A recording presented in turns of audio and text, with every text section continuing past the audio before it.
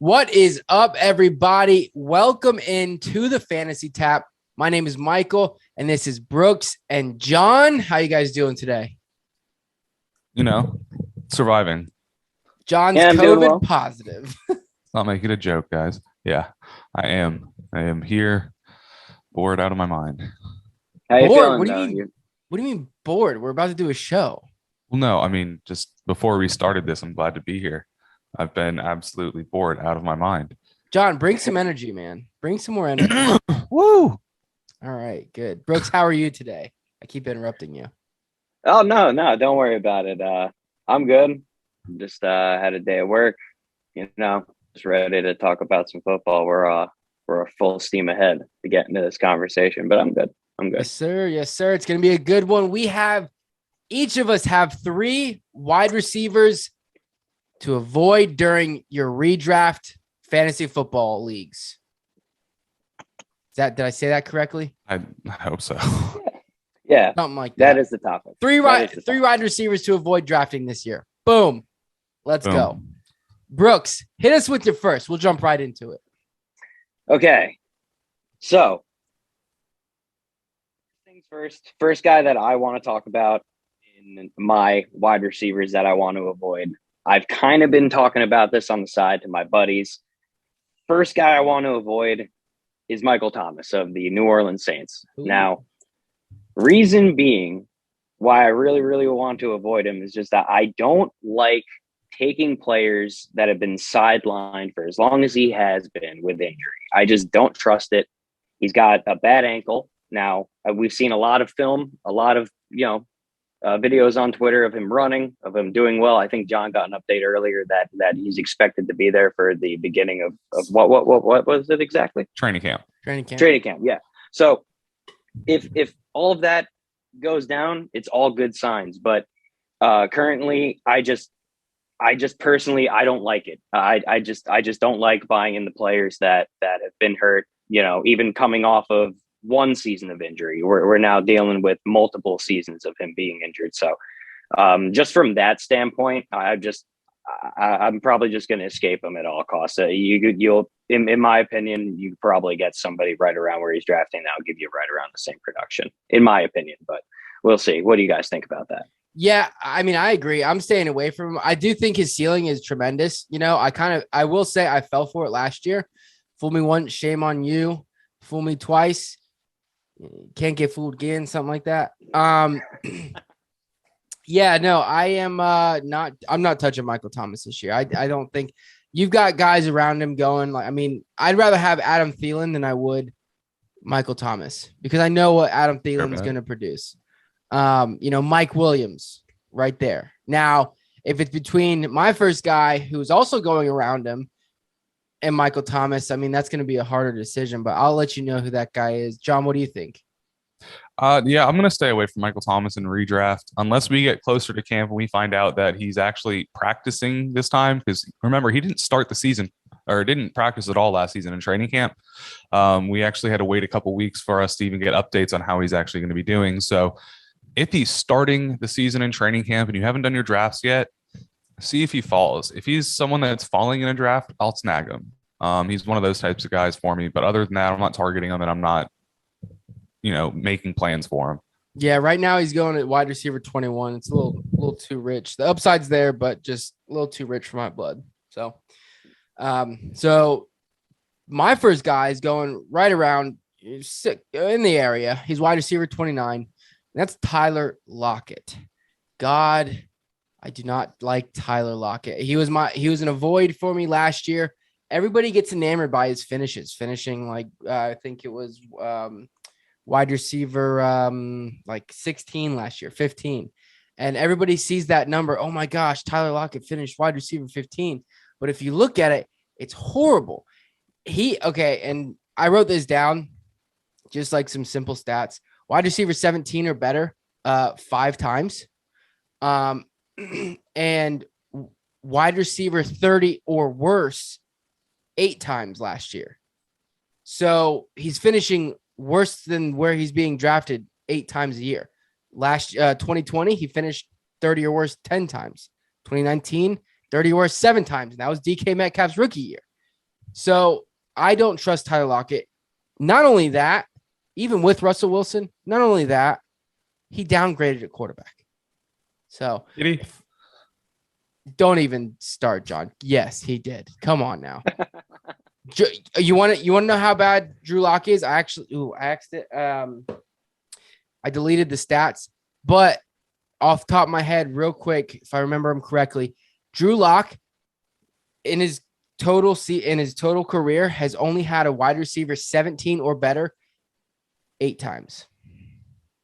Is it in a single week? Yeah, it's week by week. Week by week thing. Yeah, rough. So yeah, I know he was in a bad situation there. So Tyler Lockett. And now if it's between Tyler Lockett or Michael Thomas, I'm taking Michael Thomas. So to answer that question. Ooh. All right. Let's say Michael, you take Michael Thomas now without the injury updates. Yes, I would take the shot on him.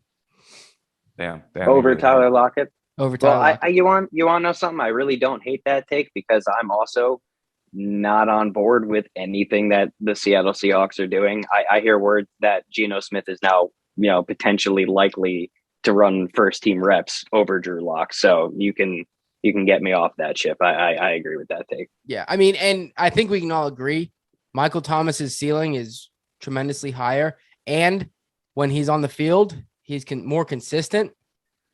So I'd rather, take the shot on that than somebody I know is going to get me maybe 3 now with a new quarterback, maybe 3 to 4 massive weeks. And then everything else, I don't know what I'm going to get out of him. Yeah. Yeah, but I'm still avoiding Michael Thomas. Yeah. You can't get me to get me to do it. All right. So my player I'm going to be avoiding, and he's a young one for everyone out there, but he's going pretty high for me, and that is going to be Treylon Burks, the guy that's meant to replace A.J. Brown. Currently, ADP is 37, a wide receiver 37 right now, which is very, very high. Now, my main issue here is the guy was brought into the Tennessee Titans to be this, like I just said, A.J. Brown replacement. He comps closer to DK Metcalf being 6'4". Then you start looking at his actual combine stats are. He didn't run that 6'4", 6'3". I'm sorry, that 4'4", 4'3". He ran a 4.55. The rest of his combine stats were absolutely pretty terrible. Now you start seeing about how he's doing in camp right now with the limited amount of rookie camps and stuff like that. There's been reports of him leaving practice because he's having difficulties breathing, that he's not already in shape, that he's not there already, let alone that the number 1 receiver on that team who's been a veteran in the league, Robert Woods, is going 4 slots behind him right now. And not to mention there's a plethora of more established receivers in better offenses that have more opportunity to explode than he's going to early in his career. So for redraft formats, I am avoiding Treylon Burks at all costs. Yeah, I mean, I will probably have a share or two depending upon how, like, when we get closer, what the deal is, with him and the breathing problems and things like that. Robert Woods is somebody I don't trust this year. He's not an avoid, but I just don't really like him. I rather have Burks, but I also don't really trust anybody in that offense except for Derrick Henry. So, I mean, it's a weird offense, and I think it's gonna take a while for me to really form a final conclusion on Burks. But I mean, Cortland Sutton's going 2 spots behind him, so I'm gonna take Cortland Sutton all day. Yeah, you've got plenty of other guys, and even further down, there's people I'd rather be taking than him. A-Rob, baby. Maybe not him, but you would take Treylon Burks over Allen Robinson. No, not right now. Okay. What about you, Brooks? Sorry, even better. I was in the wrong half PPR. I'm He's actually wide receiver 33. Jeez. I'm actually liking Allen Robinson this year. The more I think about it. Yeah. The more I think about it. But what about Treylon Burks? We're not talking about Allen Robinson. Oh, no, I do. But that was answering your question. Is like the more I think about Allen Robinson, the more I kind of lean on him. But Treylon Burks in general, I mean, I love Treylon Burks long term.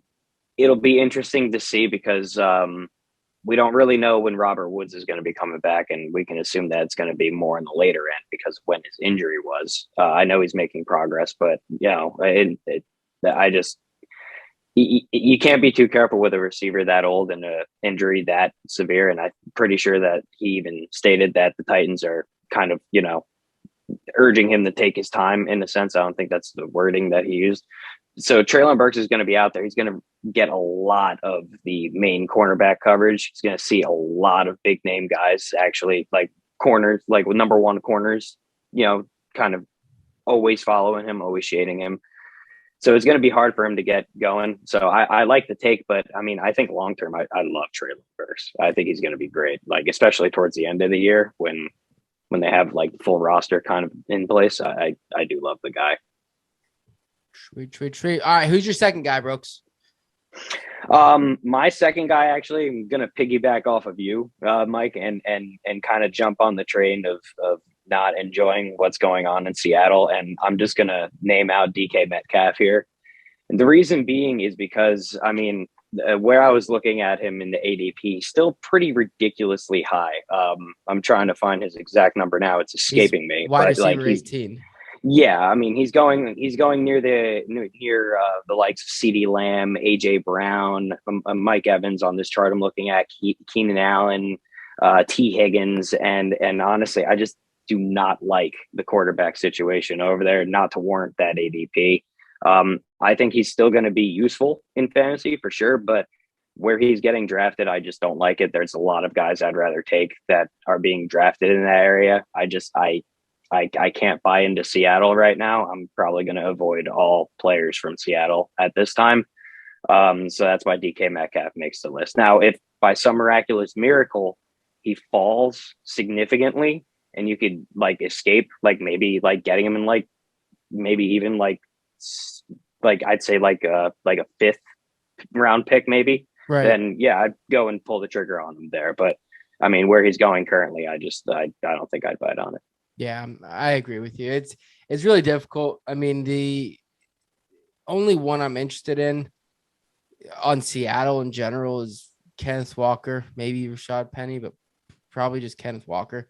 But I'm pretty much avoiding that whole team at all costs. So Yeah, their offense is pretty high valued just because of what they've been doing. So we're gonna have to wait and see what happens with the quarterback. Now, if Baker Mayfield does end up going there, or Jimmy Garoppolo, once that shoulder gets signed up or pulled back together, do we change our values on these guys? Not Tyler Lockett. Not Tyler Lockett. Yeah, maybe not Lockett, because Lockett had such a spicy connection with Russell Wilson. But like maybe you can make the argument for Metcalf. Actually, I think you could make the argument for Metcalf, but somebody like Baker, I don't. The last I heard, I think Seattle said that they weren't interested. Yeah, maybe for like the current asking price. Oh yeah, well. Yeah, they're waiting for him to become available for free. Yeah, pretty much. Just take the sweet cut. Yeah, take the sweet cut. So awesome. All righty, am I up? Yeah, you're up. Sweet. Yeah, you're up. Dope. All right, ladies and gents, number 2, DeAndre Hopkins. All right, and I'm gonna keep it short. I'm gonna keep it sweet. I don't want to draft somebody. He's currently going at wide receiver 32. So he's going later.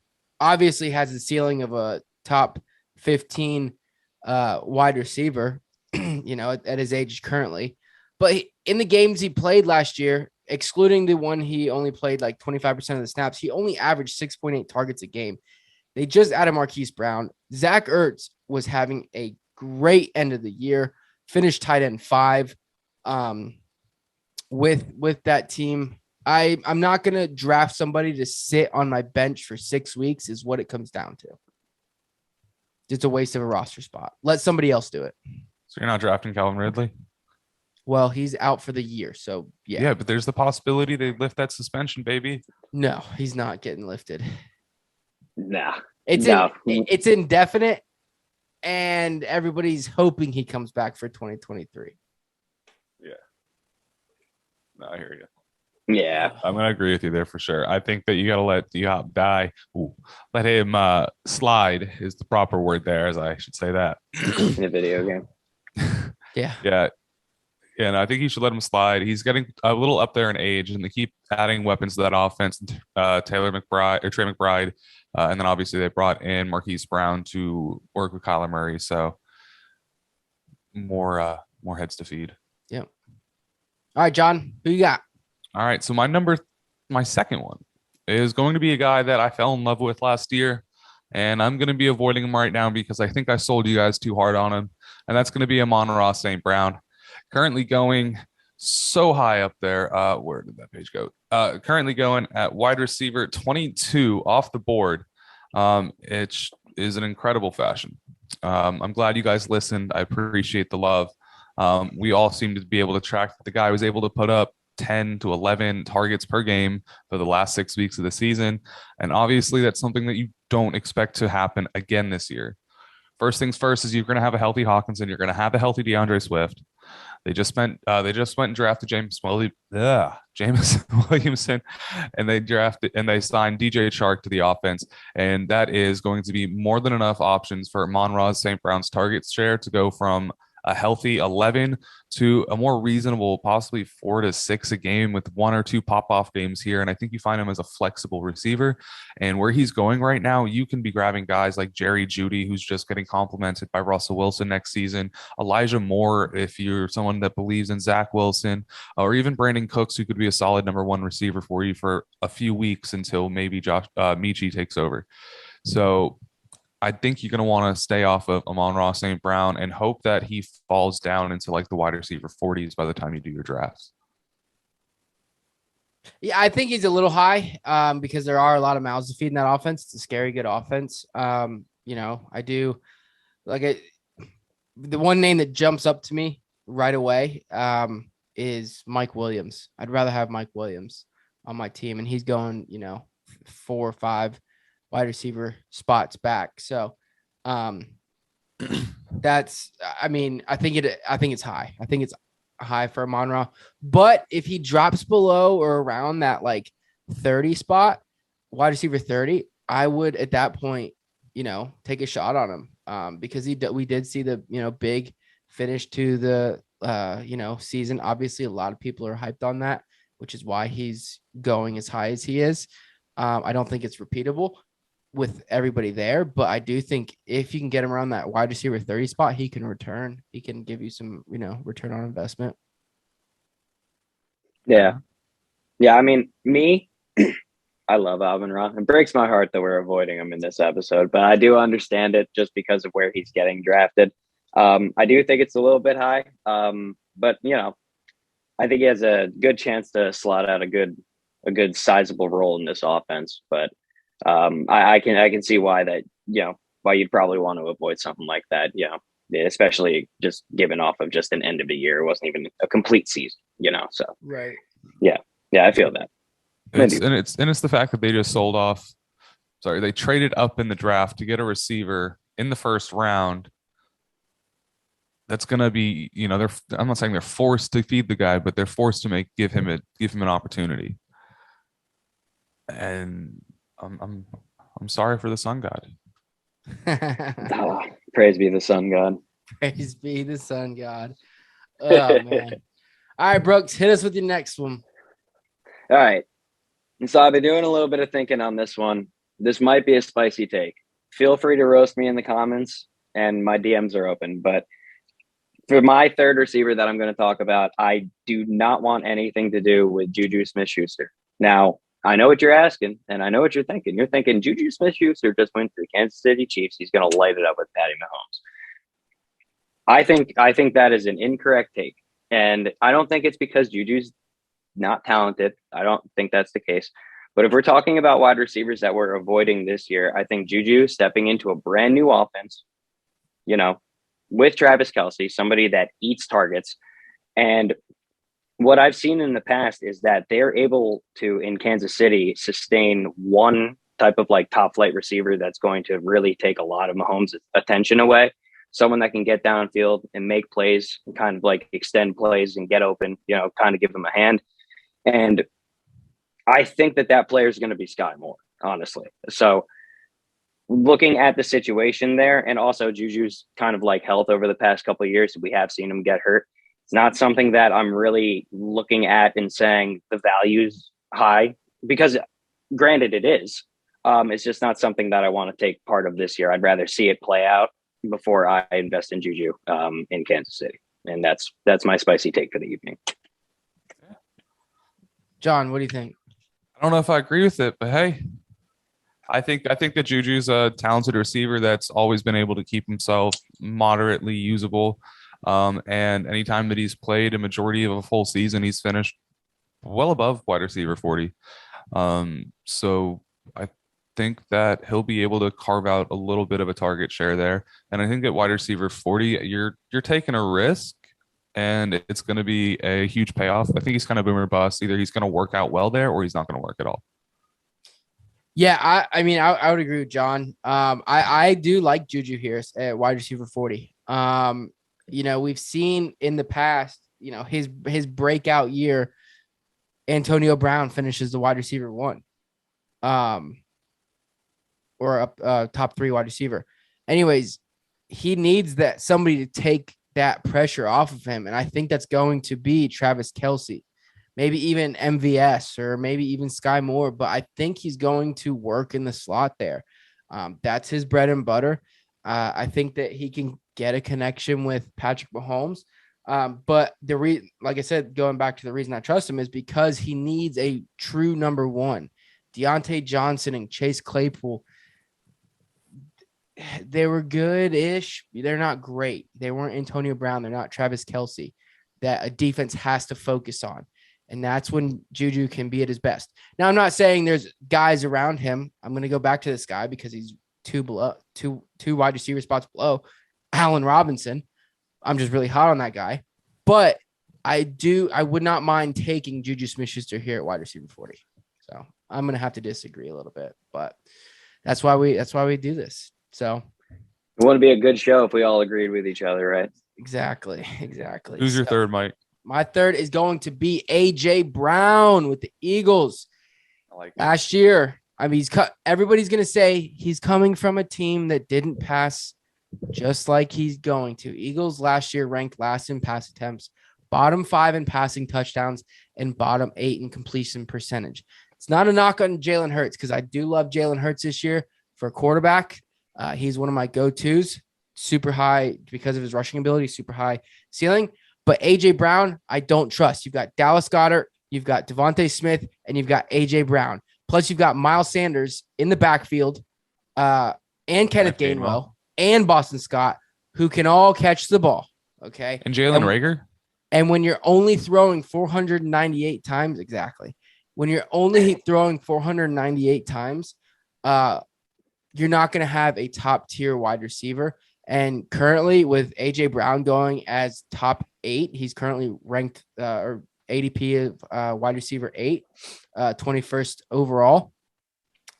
You have a very slim chance of having a return on investment, a good return on that investment. So I am staying away from AJ Brown. I agree with you. Absolutely. Everything you said, I agree with. AJ Brown's going way too high, and there's just not enough volume at offense to keep him at that sort of caliber. And even if the Eagles do start to sort of scheme him into the offense more, you're only looking at so much more of a target share. He was used fairly heavily in Tennessee, and you can look at that. So I would happily avoid him. I like CeeDee Lamb a lot more than I like AJ Brown. Yeah.